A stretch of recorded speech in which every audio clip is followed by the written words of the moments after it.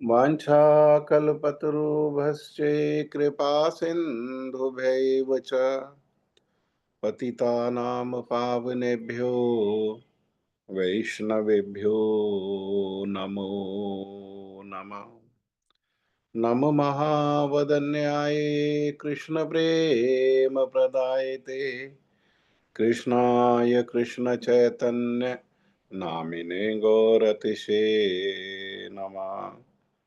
श्रीमञ्चैतन्यमनोभीष्टं स्थापितं येन भूतले स्वयं रूपकदा मह्यं ददाति स्वपदान्तिकम्।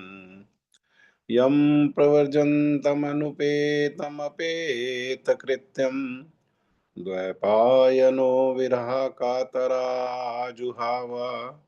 पुत्रेति तन्मयतया तर्वोऽभिनेदुम् स्तं सर्वभूतहृदयं मुनिमानतोऽस्मि।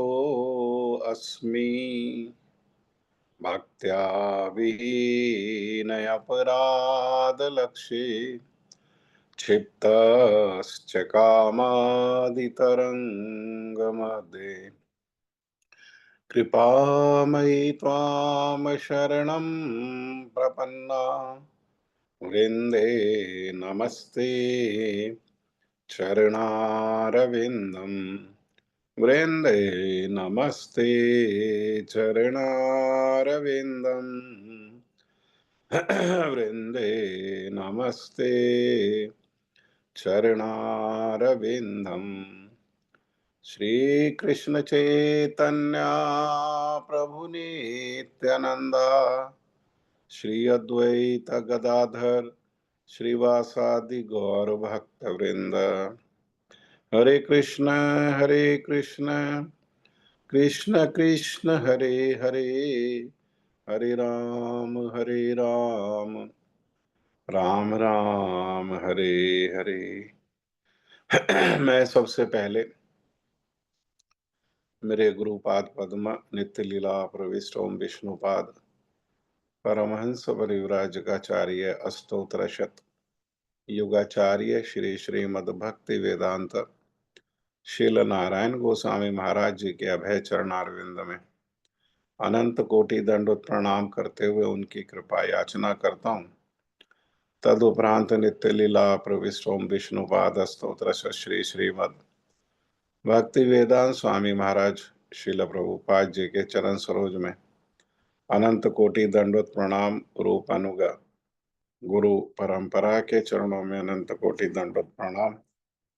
कथा के श्रोता वृंद वैष्णव वैष्णवी माता भाई बहन प्रभु आप सभी को मेरा यथा योग्य प्रणाम। हम लोग श्रील रूप गोस्वामी कृत श्री उपदेशामृत ग्रंथ के पहले श्लोक की व्याख्या को हम लोग श्रवण कर रहे हैं, जिसमें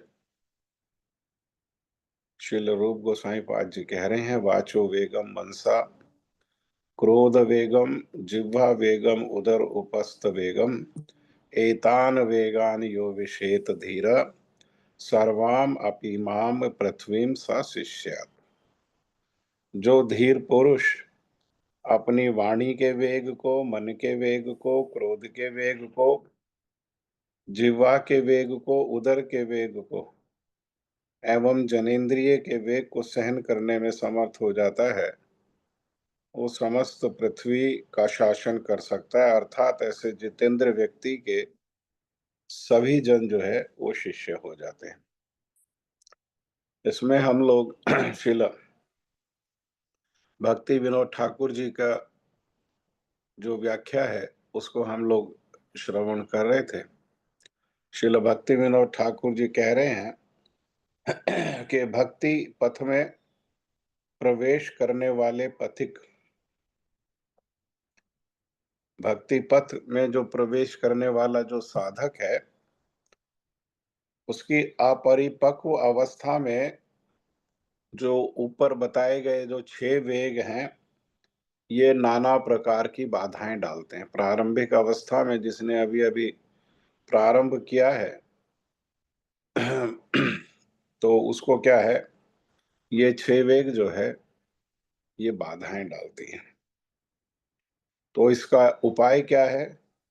तो कह रहे हैं उस समय भक्त अनन्य शरणागति का आश्रय लेकर 10 प्रकार के नाम अपराधों से बचकर के हरिनाम कीर्तन आदि के प्रभाव से इन विघ्न बाधाओं को भी दूर करने में समर्थ होता है।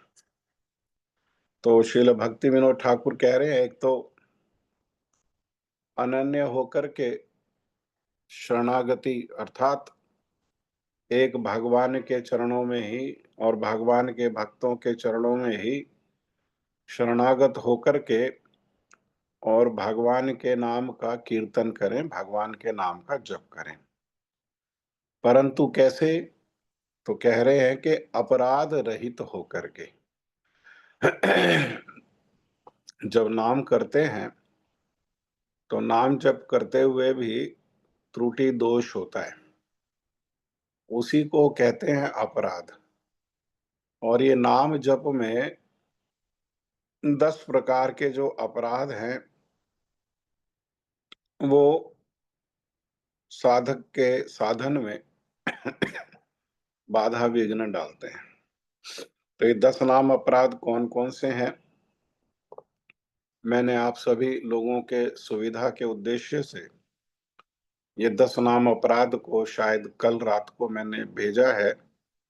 और हमारा जो ग्रुप है, भगवत गीता का जो ग्रुप है, उसमें आप लोग चाहें तो उसको खोल करके देख सकते हैं या अभी सुन लें और बाद में उसको एक बार और ध्यान से देख सकते हैं। उसमें जो पहला नाम अपराध है वो है सताम निंदा नामना परमम अपराधम वित्नुते यत ख्यातिम यातम कथमु सहते तद्विग्रहा। इसका अर्थ है कि भगवान नाम के प्रचार में संपूर्ण जीवन समर्पित करने वाले महाभागवतों की निंदा करना, जिनका जीवन भगवान की सेवा में लगा हुआ है। यहाँ तो कहा महाभागवतों के, हमारे गुरुजी तो कहते थे कि महाभागवत तो है ही, वो तो बहुत जघन्य अपराध हो गया। किसी ने जीवन में अगर एक बार भी किसी भगवान का नाम लिया है तो उसके चरणों में भी अपराध नहीं करना। यहां तक कि किसी ने भगवान का नाम भी नहीं लिया, साधारण भी व्यक्ति है, तब भी उसकी निंदा नहीं करनी। हाँ, निंदा जो है वो हमारे भजन में बहुत बड़ी बाधा है, बहुत बड़ी बाधा है। महाप्रभु इसीलिए अपने शिक्षाष्टक में कह रहे हैं कि हमको दीनहीन होना चाहिए। निंदा के लिए गुरुजी कहते थे कि समय कहाँ से आया? निंदा करने का तो समय उन्हीं लोगों के पास होता है जिनका मन भगवान के भजन में नहीं लग रहा। अन्यथा जिनका मन भगवान के भजन में लग रहा है उनके पास समय कहाँ किसी की निंदा करने का। वे भगवान का भजन करें, भगवान का भजन करने के लिए तो 24 घंटा कम पड़ जाता है, तो निंदा के लिए समय कहाँ से आएगा? निंदा के लिए समय उन्हीं के पास है जो सावधानी पूर्वक भगवान का भजन नहीं करते। तो ये जो 10 जो नाम अपराध हैं, ये इसीलिए यहाँ बताए जा रहे हैं कि भगवान के नाम को जप करना है, कीर्तन करना है, परंतु साथ ही साथ ये जो सावधानियां हैं इन सावधानियों को भी बरतना है और दीनहीन होकर के जीवन में भगवान का भजन करना है। अरे निंदा करने की कोई आवश्यकता नहीं है। श्रीमन चैतन्य महाप्रभु तो कह रहे हैं तृणादपि सुनीचे न, अपने आप को सड़क पर, मार्ग पर जो पड़ा हुआ एक तिनका है जिसके ऊपर से लोग पैरों से चल के जाते हैं, जूता से चप्पल से चल करके जाते हैं, उससे भी अपने आप को सुनीच समझना चाहिए। नीच नहीं, सुनीच। हाँ, अर्थात निंदा करनी है तो किसकी करनी है? निंदा करनी है तो एकमात्र हमारे जो अपने दोष हैं, उन्हीं की निंदा करनी है। तरोरपि सहिष्णुना, और सहिष्णु होना है कैसे? जैसा वृक्ष सहिष्णु होता है, सर्दी, गर्मी, बरसात सब सहन करके भी खड़ा रहता है। गर्मी में सूर्य का ताप खुद सहन करता है, लेकिन कोई उसको आश्रय ले ले तो उसको जो है ताप से रक्षा करता है, उसको ठंडी ठंडी छाया प्रदान करता है। और अमानिना, अपने मान की हृदय में इच्छा नहीं होनी चाहिए। मान देना, परंतु सबको मान देना है। और इस प्रकार से कीर्तनिया सदा हरि। हाँ।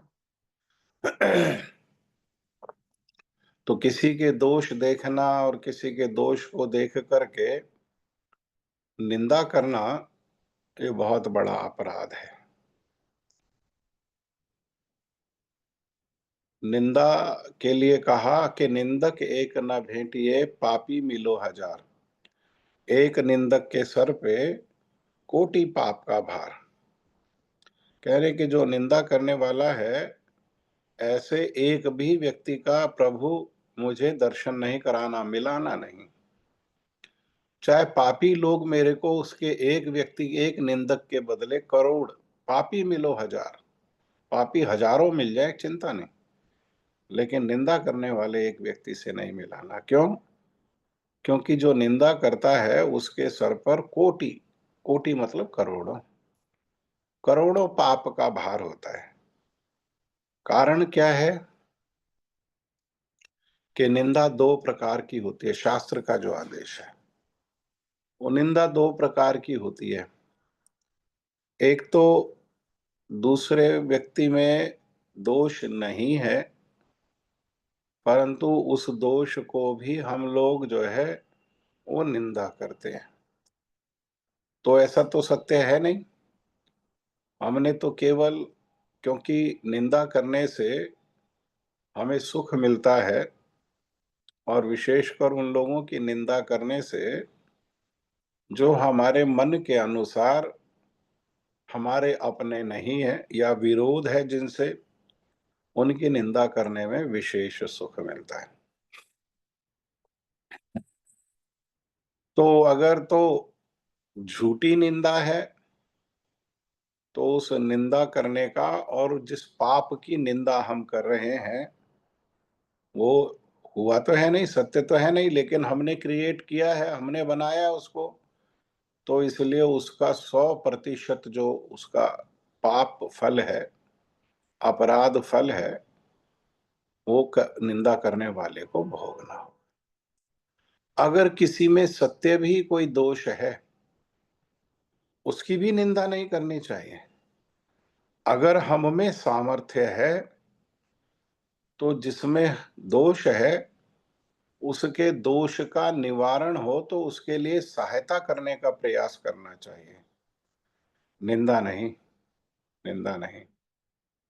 और सहायता नहीं कर सकते हैं तो दूसरे व्यक्ति के दोष से हमें दूरी कर बनानी चाहिए, परंतु कभी भी निंदा नहीं करनी चाहिए। अगर सत्य जो दोष है उसकी भी निंदा करते हैं, तो वो जो दोष है, जो पाप है, उसका भी आधा भाग निंदा करने वाले को भोगना पड़ता है। हाँ? एक बहुत सुंदर कथा है, इसको समझने के लिए। एक समय एक राजा थे, और वे राजा बड़े उदार और धार्मिक प्रवृत्ति के थे। विशेषकर भक्तों की सेवा करने से उन्हें बहुत सुख मिलता था, और भक्तों के सुख के उद्देश्य से ही, भक्तों की सेवा के उद्देश्य से ही बड़े-बड़े जो भंडारे हैं, वे उनकी व्यवस्था करते थे, अन्न क्षेत्र की व्यवस्था करते थे।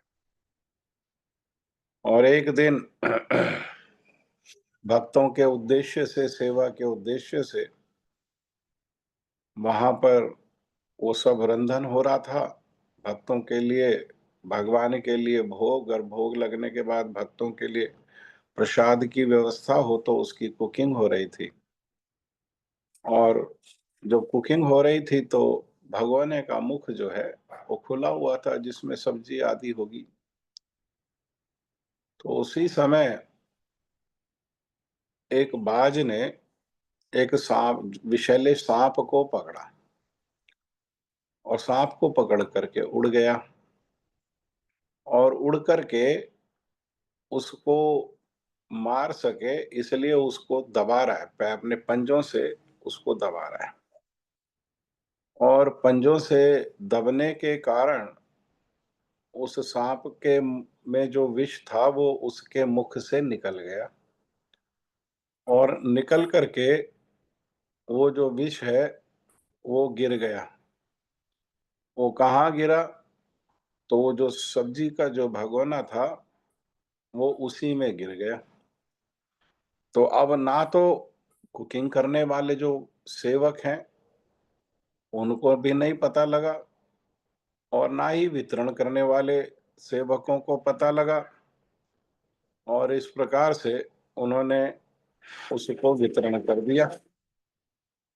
और जिन लोगों ने खाया वे सब लोग मर गए। बाद में जांच आदि हुई तो पता लगा कि भोजन में जो है विष था, और विष खाने से वो सब लोग जो मर गए। तो यमराज जी जो है वो चित्रगुप्त को पूछा कि ये सब क्या हुआ। तो चित्रगुप्त ने सब बताया, और चित्रगुप्त ने फिर यमराज जी से पूछा कि ये जो पाप है उसे किसके खाते में डाला जाए? क्या उस सांप का दोष है? अब सांप का तो कोई दोष नहीं है, क्योंकि सांप को तो विषम परिस्थिति में वो तो मरा है, और उसको जब दबाया तो सांस नहीं आने के कारण उसने अपना मुख खोल दिया, और उसके मुख में तो विष था, तो विष गिर गया। तो क्या उस बाज का दोष है? तो बाज का भी कोई दोष नहीं है। वो बाज का तो भोजन है, उसने तो भोजन के उद्देश्य से, उसको मारने के उद्देश्य से उसको दबाया। तो क्या वो जो प्रसाद भोग बना रहे हैं उनका दोष है? उनका दोष नहीं, उन्हें तो पता ही नहीं है। वितरण करने वालों का दोष है, प्रसाद पाने वालों का दोष है, या जिस राजा ने सारी व्यवस्था करी है उस राजा का दोष है। तो यमराज जी ने कहा, भाई कुछ सूझ नहीं रहा, अभी क्या करो? अभी इस जो पाप है इसको किसी के खाते में ना डाल करके अलग से रखो, समय आने पर जैसे पता लगेगा तब जिसका पाप होगा उसके खाते में इसको डाल दिया जाएगा। समय व्यतीत हुआ, और कुछ समय बाद कुछ साधु लोग उस राजा के नगर में आए, और राजा के नगर में आए तो राजा से भेंट करना चाहते हैं, राजा के महल में जाकर के। तो उन्होंने, रास्ता नहीं पता था, तो एक माताजी का उनको दर्शन हुआ, भेंट हुई। उन्होंने उस माताजी को पूछा कि ये राजा का महल किधर है, हमको उस राजा से भेंट करनी है। तो उस माताजी ने बता दिया कि भैया ऐसे ऐसे चले जाओ, बायां मुड़ो दायां मुड़ो सीधे जाओ, और महल आ जाएगा, और महल में आप राजा को भेंट कर लेना। परंतु सावधान, वो राजा से सावधान रहना, क्योंकि वो राजा साधुओं के प्रसाद में, भोजन में वो विष मिला देता है और उसके विष मिलाने से साधु लोग जो है वो मर जाते हैं। तो ये मैया ने क्या किया इसने वो निर्दोष जो राजा है, उसकी निंदा करी। अच्छा, निंदा करते क्यों हैं? एक तो बहुत सारे लोगों का स्वभाव हो जाता है। उनका अभ्यास ही ऐसा है कि वो निंदा नहीं करें, तो निंदा किए बिना उनका दिन जो है वो निकलता नहीं है। और निंदा करने में भी क्या होता है? निंदा करने में भी सुख मिलता है। इसी इस प्रवृत्ति के लोग होते हैं कि उनको निंदा करने से सुख मिलता है। किसी न किसी की निंदा करना, किसी न किसी का दोष को दर्शन करना और दोष को गुणगान करना, दोष है तब भी गुणगान करना, दोष नहीं है तब भी गुणगान करना। कोई बात उसके बारे में सुने, तो सुन कर के अपने आप ही अंदाज़ा लगा कर के उसका दोष का गुणगान करना, दोष को कीर्तन करना। तो यमराज जी ने चित्रकेतु को बुलाया, चित्रगुप्त को बुलाया और चित्रगुप्त को कहा कि ये जितना भी पाप हुआ है, साधु की हत्या जघन्य पाप है और कई साधुओं की मृत्यु हुई। ये जितना भी जो पाप हुआ है, वो जो माताजी है जिसने निंदा करी है, उसके सर पर रख दो, उसके खाते में डाल दो, उसे भोगना पड़ेगा ये पाप। निंदा की इतनी दुर्गति है। ये तो एक बात हुई कि पाप को भोगना पड़ेगा, लेकिन भक्तों के मार्ग में ये अपराध है। अर्थात भगवान के प्रेम की प्राप्ति हो, भगवान के चरणों की सेवा की प्राप्ति हो, ये अपराध जो है, ये उसको, उस लक्ष्य को बहुत बहुत दूर कर देता है, बहुत दूर कर देता है। और अपने इस पाप को भोगते हुए जन्म जन्मांतर तक ये पापों को भोगना पड़ता है। और फिर कहीं जाकर के, कहाँ कब जाकर के मनुष्य शरीर मिलेगा और मनुष्य शरीर मिलने पर कब जाकर के साधु संग होगा और कब जाकर के फिर भजन प्रारंभ होगा, इसमें बहुत बहुत काल का समय निकल जाता है, बहुत समय निकल जाता है। इसीलिए जीवन से दो चीजें, जितना घातक निंदा है उतना ही घातक स्तुति भी है। ना किसी की निंदा करनी चाहिए, ना किसी की स्तुति करनी चाहिए। स्तुति करनी है तो भगवान की करें, भगवान के भक्तों की करें, शुद्ध भक्तों की। और निंदा करनी है तो अपने दोषों की ही निंदा करनी है, और किसी की निंदा नहीं करनी।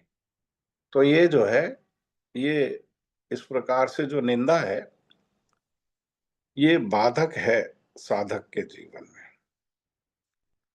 दूसरा जो अपराध है, ध्यान से सुने हम लोग, ये सबको हम लोग जो है हर रोज दोहराएं, हर रोज अपने मन में दोहराएं। किस उद्देश्य से? कि दोहराने से जीवन में हर रोज जो है सावधानी रहे और हमारे भजन में ये जो अपराध है इसके लिए कोई स्थान ना हो। ऐसा नहीं दोहराएं लापरवाही से। बहुत सारे लोग दोहराते भी हैं हर रोज, सुबह ही सुबह, और दिन में फिर सारे ये अपराध करते हैं। विशेषकर जो है निंदा करते हैं, निंदा करते हैं तो भक्तों के साथ रहते हैं, तो भक्तों की ही निंदा होती है। भगवान अपनी निंदा को तो सह जाते हैं, परंतु अपने भक्तों की निंदा को वे सह नहीं पाते। हाँ, गुरु भी पापी से पापी व्यक्ति को अपने से दूर नहीं करता है, परंतु गुरु भी जो भक्तों की निंदा करने वाले हैं उनसे दूर कर देता है।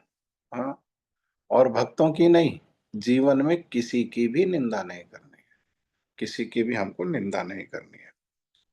ऐसा नहीं कि हम हर रोज दोहराएं और केवल इसी उद्देश्य से दोहराएं कि हम कोई नाम अपराध भूल ना जाएं, ताकि आज कोई नाम अपराध करने से हमसे बच ना पाए।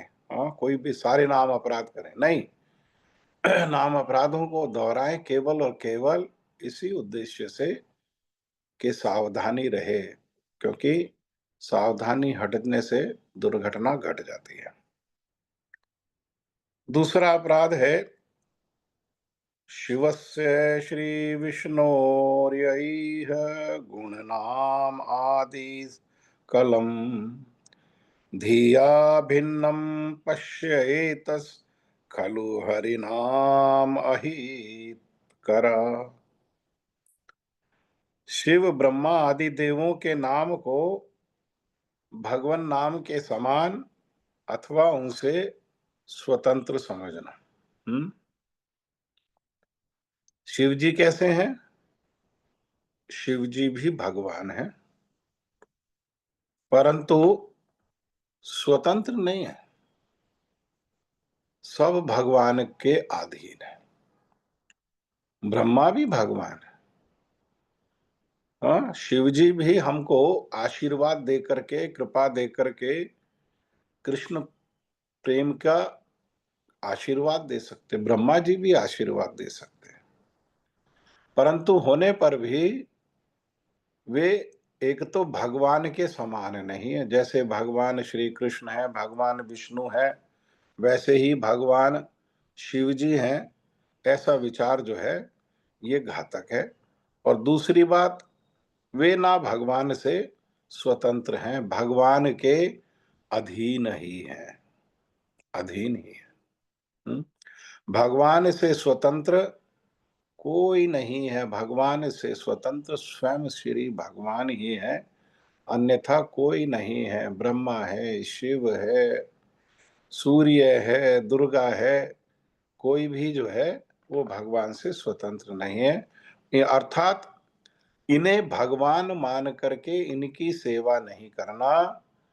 अगर हृदय में कुछ सेवा की अभिलाषा है तो सेवा करना तो एक ही उद्देश्य से कि हमें भगवान श्री कृष्ण के चरणों में रति मति हो।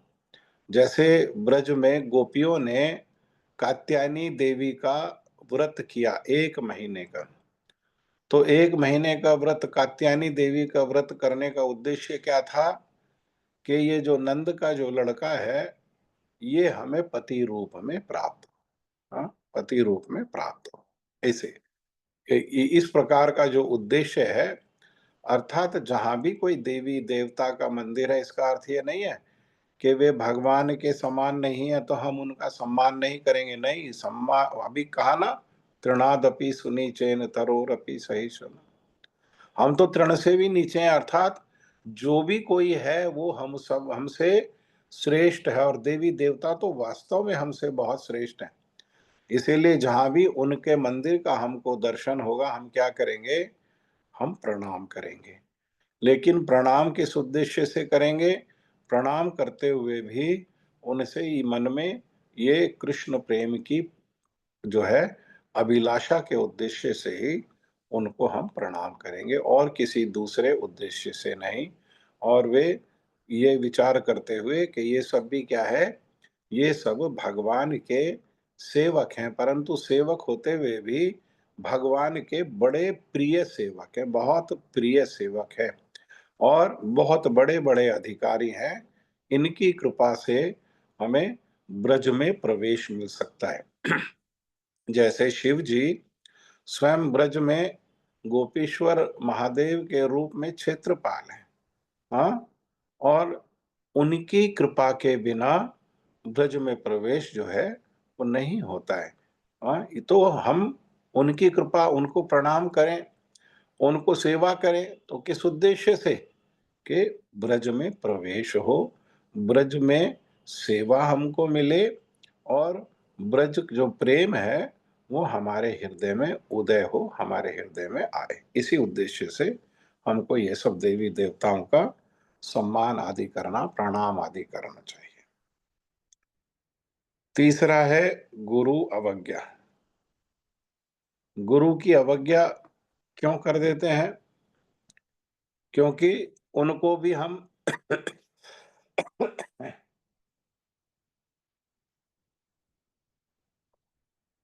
साधारण व्यक्ति ही मानते हैं।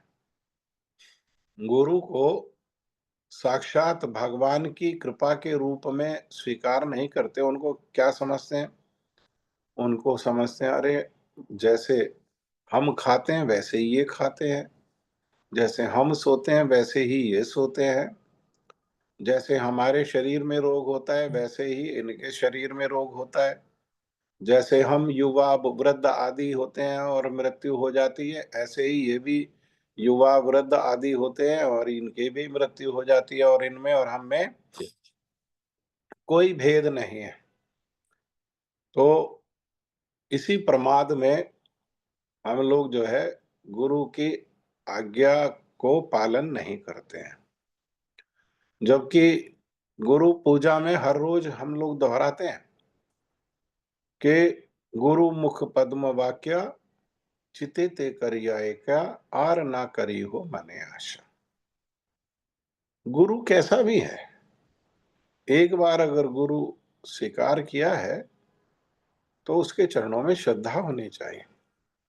अरे इस भक्ति के मार्ग में क्या, संसार के मार्ग में भी गुरु की आज्ञा का पालन किए बिना उन्नति संभव नहीं है। वैसे तो जो सदगुरु हैं वो तो साधारण में आज्ञा नहीं देते हैं, क्योंकि जानते हैं कि आज्ञा दिया और पालन नहीं हुआ तो क्या होगा, वो गुरु अवज्ञा का अपराध हो जाएगा। तो गुरु का काम है सबको उन्नति के मार्ग में, भक्ति के मार्ग में लाकर के भक्ति में उनकी उन्नति करने में उनको सहायता करना। उनका किसी कारण से अहित हो ऐसा कोई कार्य जो है वो गुरु नहीं करते हैं।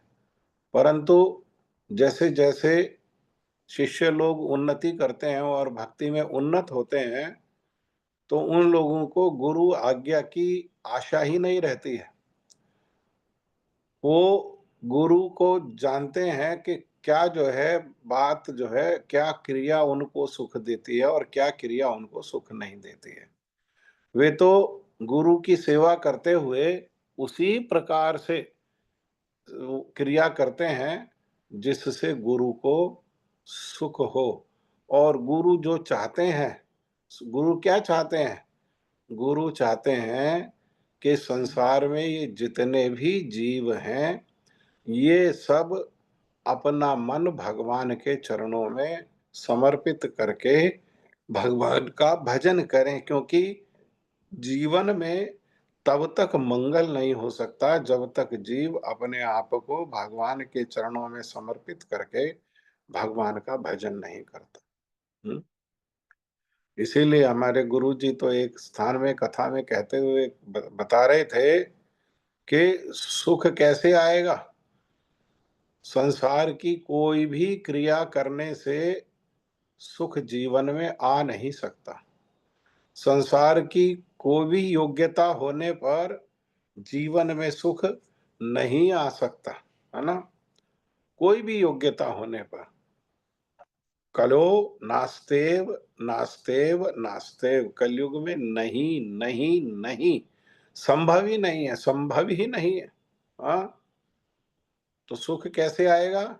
हरे नाम हरे नाम हरे नाम एव केवलम। विशेषकर इस कलयुग में केवल हरि का नाम, केवल हरि का नाम, केवल हरि का नाम। नाम ही साध्य है और नाम ही साधन है। साध्य मतलब नाम साध्य, साध्य का अर्थ है कि जीवन का उद्देश्य क्या है? जीवन का उद्देश्य ही नाम है, और उस नाम की उपलब्धि के लिए साधन जो है, प्रयास क्या है? तो वो भी नाम है।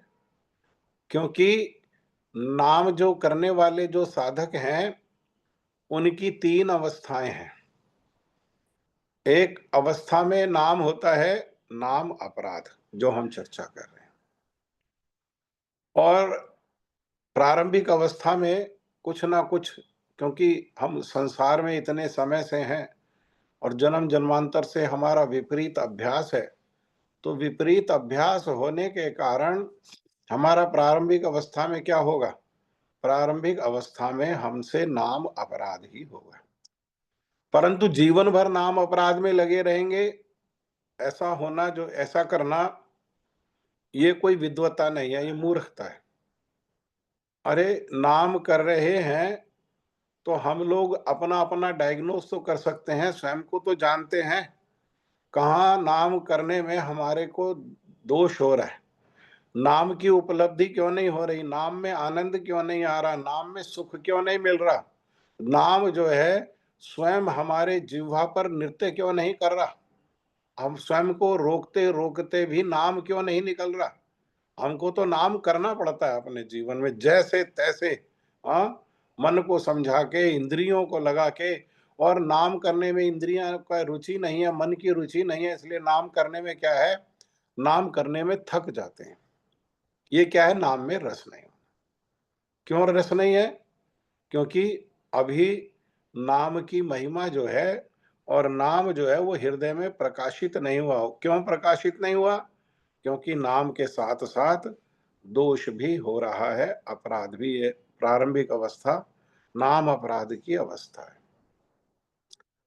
विशेषकर नाम भी करना और नाम के बदले में कुछ इच्छाओं को भी, कामना वासना को भी रखना, या इस प्रकार के दोषों में भी पड़े रहना, वो सब क्या है, ये सब नाम अपराध की ही अवस्था है। हमने मान लो पहचान लिया कि क्या दोष है हमारे अंदर, और उस दोष को, विघ्न को हम दूर करने का प्रयास भी कर रहे हैं, लेकिन हमारे प्रयास से हो ही नहीं रहा वो दूर, बल्कि जितना दूर करने का प्रयास करते हैं वो उतना ही बढ़ता जाता है। तो क्या इसका अर्थ क्या है?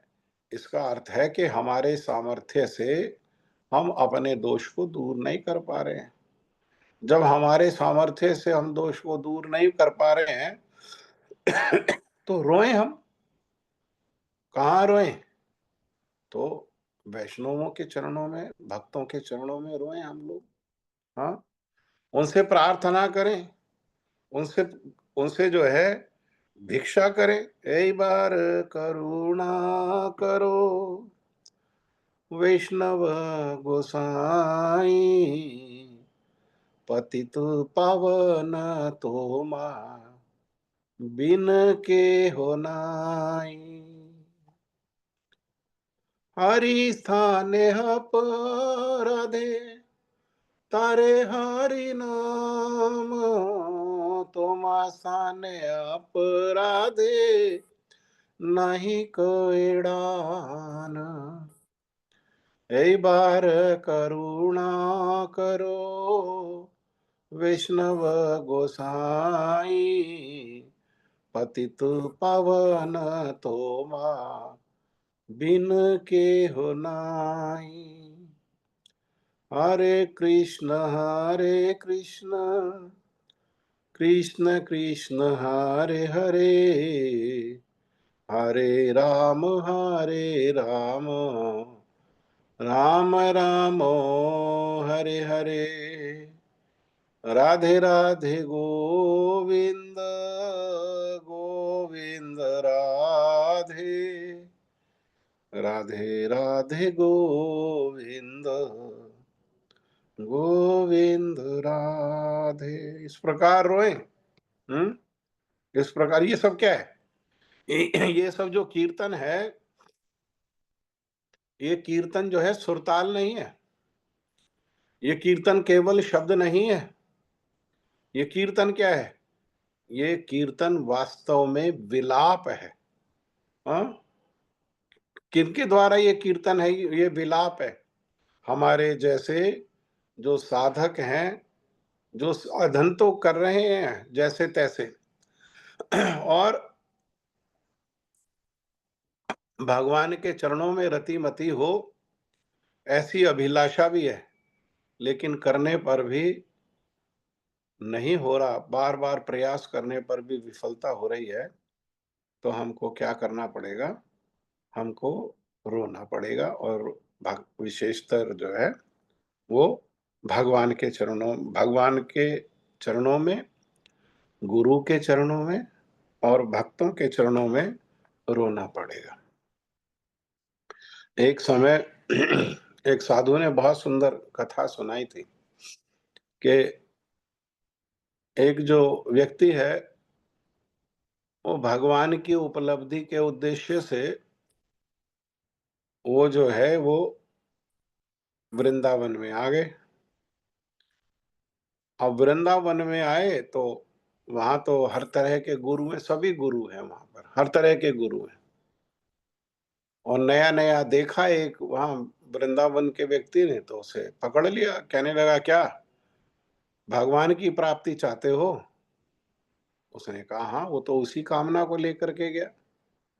तो कहने लगे हम भगवान की प्राप्ति करा देंगे, चलो हम तुम्हारे गुरु, और आज से तुम हमारे जो हो शिष्य हो, तुम्हें भगवान की प्राप्ति कराएंगे, हमारे आदेश का पालन करो। चलो सबसे पहले सारे वस्त्र उतारो, और तुम्हारे वस्त्रों का हम ध्यान कर रहे हैं, और यमुना जी में स्नान करके आओ। वो जैसे यमुना जी में स्नान करने के लिए गए, कहने लगे मुख को बाहर नहीं निकालो, मुख को यमुना जी में रखो, नीचे गोता लगाओ, और जब मैं आदेश दूंगा तब मुख को बाहर निकालना। अब उसने मुख को नीचे कर लिया, और ये तो उसके कपड़े लेकर के और जो पैसे थे वो सब लेकर के गायब हो गए। और ये तो मुख जो है, क्योंकि गुरु जी का आदेश है कि मुख को बाहर नहीं निकालना है, तो मुख को बाहर नहीं निकाल रहा है, लेकिन पानी में सांस कैसे लेंगे? तो पानी में तो प्राण जाने लगा, प्राण जाने पर भी मुख को बाहर नहीं निकाल रहा है। तो वहां भगवान ने देखा कि अरे ये गुरु आज्ञा में, आज्ञा में इसकी इतनी निष्ठा है, और गुरु आज्ञा को पालन करना चाहता है मेरी उपलब्धि के लिए, इसका तो प्राण ही चले जाएगा। भगवान स्वयं प्रकट हो गए जल में उसके सामने, कहने लगे कि अरे अपने प्राणों की रक्षा करो, अपने मुख को बाहर निकालो। भगवान को सामने देख कर भी इसने क्या करा, कहने लगे गुरु जी ने कहा है कि जब तक मैं आज्ञा नहीं दूंगा तब तक मुख को बाहर नहीं निकालना, जब गुरु जी आज्ञा देंगे तब मैं अपने मुख को बाहर निकालूंगा। हम्म, ये निष्ठा, ये गुरु आज्ञा को पालन करना। हाँ? भगवान गुरु के, उसके गुरु के पास गए और उसे कहा तूने, तेरी जो इच्छा थी सारा धन हरण करने की, वो तो तेरी पूरी हो गई, कम से कम उसके प्राणों की तो रक्षा हो। उसे जाकर के आदेश दे कि अपना मुख बाहर निकाले। जब उसको भगवान लेकर के आए तब उसने अपने मुख को क्या किया, अपने मुख को बाहर निकाला। हम्म, गुरु की आज्ञा को पालन करना। अनेकों अनेक उदाहरण है, अनेकों अनेक उदाहरण है शास्त्रों में, इतिहास में, कि गुरु को आज्ञा को पालन करना ही जो है ये जीवन का एकमात्र लक्ष्य है। प्राण देकर के भी गुरु के जो आदेश उपदेश हैं उनको पालन करने का प्रयास करना चाहिए, क्योंकि प्राण देकर भी प्रयास करेंगे तब भी हमारा अहित कुछ होने वाला नहीं, तब भी गुरु आदेश को पालन करने की चेष्टा जो है वो जीवन में मंगल ही लाने वाली है, वो जीवन में भगवान के प्रेम को ही लाने वाली है, भगवान की उपलब्धि को ही लाने वाली है। तो इस प्रकार से ये संक्षेप में एक एक जो अपराध है उसको बहुत चर्चा किया जा सकता है, लेकिन बहुत समय लग जाएगा। तो इस संक्षेप में इस प्रकार से हम लोग समझें कि गुरु एक तो साधारण व्यक्ति नहीं है। वो साधारण दिखाई दे रहा है तो कारण क्या है? साधारण दिखाई दे रहा है तो हमारी जो दृष्टि है उसी के दोष के कारण वो साधारण दिखाई दे रहा है। और कहा जैसा भी सुनाया, साधारण होने पर भी हाँ जो है उसमें दोष दृष्टि नहीं रखनी चाहिए। हमें दोष दृष्टि ना रख करके हमें क्या करना चाहिए, उनके आदेश उपदेश का पालन करना चाहिए। ऐसा उनका पालन करते हुए हम नाम को जप करेंगे तो नाम अपराध से उन्नति होते हुए हम पहुंचेंगे नाम आभास में। जब सारी वासनाएं, कामनाएं, ये दोष अपराध रहित क्या होगा, नाम होगा।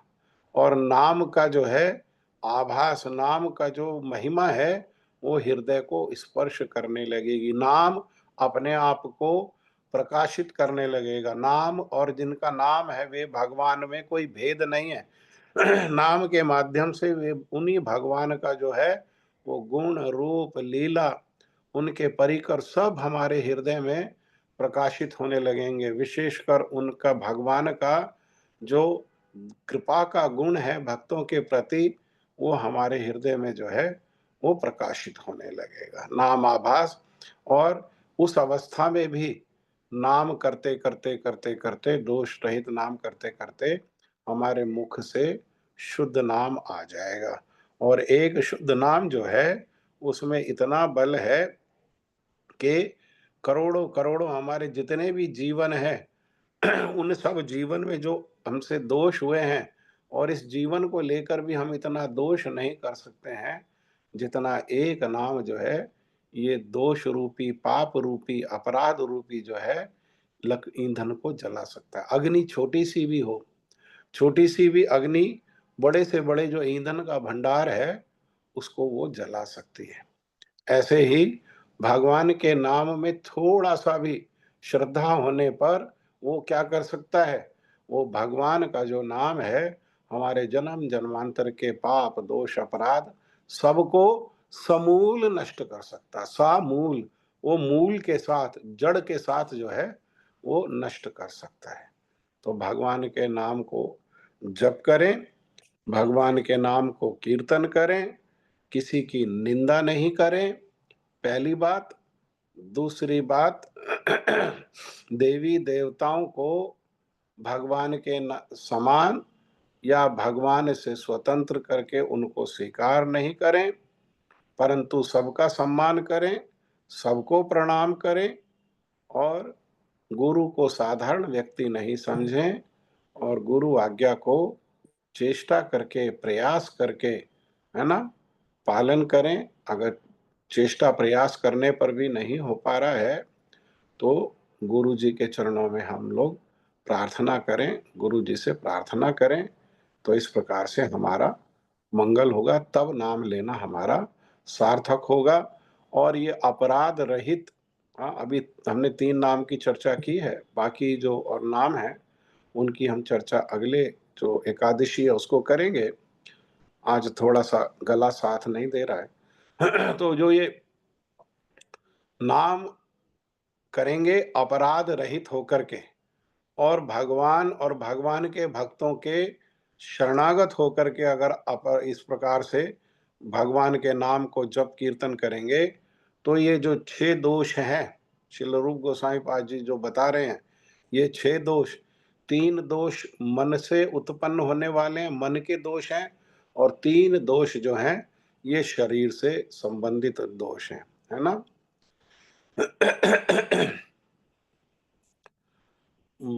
वाचो वेगम मनसा क्रोध वेगम, ये तीनों जो है ये मन से उत्पन्न होने वाले दोष हैं।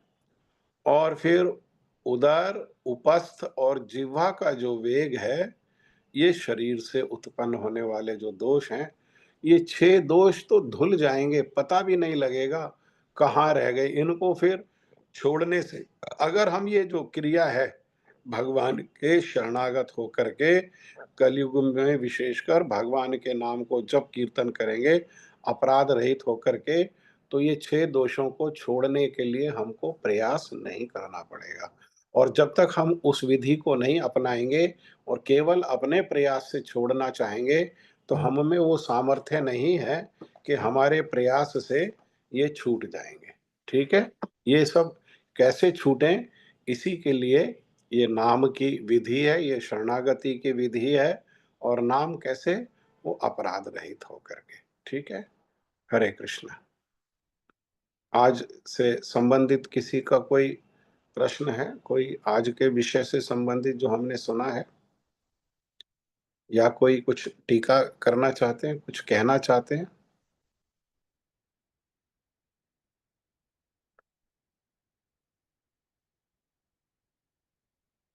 ठीक है। जय श्री श्री गुरु गौरांग गंधर्विका गिरिधारी, जय श्री राधा विनोद बिहारी, श्री राधा रमण बिहारी, श्री राधा गोविंद देव की जय। जय नित्य लीला प्रविष्ट ओम विष्णुपाद परमहंस परिव्राजकाचार्य अस्तोत्र शती योगाचार्य श्री श्रीमद भक्ति वेदांत शिल नारायण गोस्वामी महाराज की जय। जय नित्य लीला प्रविष्ट ओम विष्णुपाद स्तोत्र श्री श्रीमद भक्ति वेदांत वामन गोस्वामी महाराज की जय। जय नित्य लीला प्रविष्ट ओम विष्णुपाद स्तोत्र श्री श्रीमद भक्ति वेदांत शील त्रिविक्रम गोस्वामी महाराज की जय। जय नित्य लीला प्रविष्ट ओम विष्णुपाद स्तोत्र श्री श्रीमद भक्ति विज्ञान शील भारती गोस्वामी महाराज की जय। जय नित्य लीला प्रविष्ट ओम विष्णुपाद स्तोत्र श्री श्रीमद भक्ति वेदांत स्वामी महाराज शील प्रभुपाद की जय। जय नित्य लीला प्रविष्ट ओम विष्णुपाद स्तोत्र श्री श्रीमद भक्ति प्रज्ञान श्री केशव गोस्वामी महाराज की जय। जय नित्य लीला प्रविष्ट ओम विष्णुपाद स्तोत्र श्री श्रीमद भक्ति दयित माधव गोस्वामी महाराज की जय। जय नित्य लीला प्रविष्ट ओम विष्णुपाद स्तोत्र श्री श्रीमद भक्ति रक्षक श्रीधर गोस्वामी महाराज की जय। जय नित्य लीला प्रविष्ट ओम विष्णुपाद स्तोत्र श्री श्रीमद भक्ति श्री रूप सिद्धांति गोस्वामी महाराज की जय। जय नित्य लीला प्रविष्ट ओम विष्णुपाद स्तोत्र श्री श्रीमद भक्ति प्रमोदपुरी गोस्वामी महाराज की जय। जय नित्य लीला प्रविष्ट ओम विष्णुपाद स्तोत्र श्री श्रीमद जगत गुरु शील भक्ति सिद्धांत सरस्वती ठाकुर शील प्रभुपाद की जय। महाभागवत गौर किशोरदास बाबा जी महाराज की जय। सप्तम गोस्वामी श्री सच्चिदानंद भक्ति विनोद ठाकुर की जय। वैष्णव सार्वभौम श्री जगन्नाथ दास बाबा जी महाराज की जय। गौड़ीय वेदांत आचार्य श्री लबलदेव विद्याभूषण की जय। रसिक चूड़ामणि शील विश्वनाथ चंद्र ठाकुर पाद की जय। श्री नरोत्तम श्रीनिवास श्री श्यामानंद प्रभु की जय। शील कृष्णदास कविराज गोस्वामी प्रभु की जय। श्री रूप सनातन भट्ट रघुनाथ श्री जीव गोपाल भट्ट दास रघुनाथ षड गोस्वामी प्रभु की जय। श्री स्वरूप दामोदर श्री राय रामानंद आदि गौर पार्षद वृंद की जय। श्री नामाचार्य हरिदास ठाकुर की जय। अनंत कोटि वैष्णव वृंद की जय। रूप अनुग गुरु वर्ग की जय। स्वपरिकर श्री गौर हरि की जय।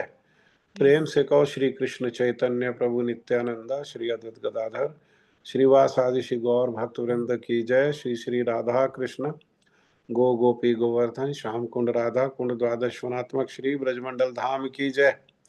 जय श्री नवदीप धाम की जय। श्री नवदीप धाम परिक्रमा की जय। परिक्रमाकारी भक्त वृंद की जय। श्री श्री गौर पूर्णिमा महा महोत्सव की जय। श्री वृंदावन धाम की जय। भक्ति देवी तुलसी महारानी की जय। गंगा देवी यमुना देवी की जय। युग धर्म हरि नाम संकीर्तन की जय। भुवन मंगलकारी हरे कृष्ण महामंत्र की जय। सर्व अभीष्ट प्रदाता श्री गिरिराज महाराज की जय। श्री गिरिधारी भगवान की जय। भक्ति विनाशक श्री नरसिंह भगवान की जय। भक्त प्रवशी प्रहलाद महाराज की जय। चारों धाम चारों संप्रदाय चारों आचार्यों की जय। आकर मठराज श्री चैतन्य मठ की जय। अन्य अन्य गौड़िया मठ शाखा समूह की जय। श्री श्री राधा गोविंद गौड़िया मठ की जय। श्री श्री राधा गोविंद देव की जय हो। श्री जगन्नाथ बलदेव सुभद्रा श्री सुदर्शन जू की जय। श्री श्री गौर नित्यानंद प्रभु की जय। जय श्री माधव तिथि एकादशी महामहोत्सव की जय। महोत्सव पालनकारी भक्त वृंद की जय। आज के सत्संग की जय। आज के आनंद की जय। श्रील रूप गोस्वामी पाद की जय। श्री उपदेशामृत ग्रंथ की जय हो। श्रील भक्ति विनोद ठाकुर की जय। आप सब भक्तों की जय। निताई गौर प्रेमानंदे हरि हरि हरि बोल। हरे कृष्णा।